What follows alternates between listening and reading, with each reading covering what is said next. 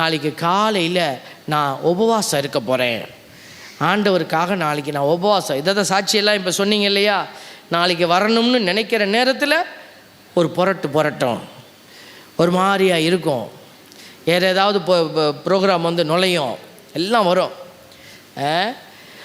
அப்படி தான். அப்போது நீங்கள் ஒரு திட்டத்தை ராத்திரி வச்சிட்டிங்கன்னா அது பிசாசுக்கு வெளிப்படும். அந்த திட்டத்தை அடுத்த நாள் நீ செய்யாதபடி பார்த்துக்கும். ஃபாஸ்டிங் இருக்கிறேன்னு சொல்லிட்டு படுங்க, விடிய காலில் எந்திரிச்சோனையும் கப்பன்னு பசிக்கும். ஒரு காப்பி குடித்தா நல்லா இருக்கும் போல இருக்க, குடிச்சும் ஆறாது.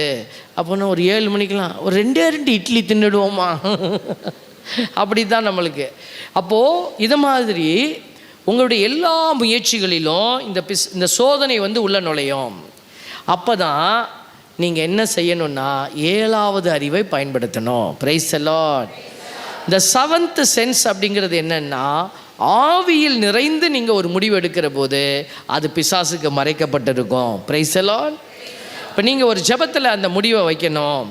நீங்கள் ஒரு எஸ் சொல்லுங்க, அதுதான் சொல்கிறாங்க, எல்லாத்துக்கிட்டையும் இதை சொல்லாத,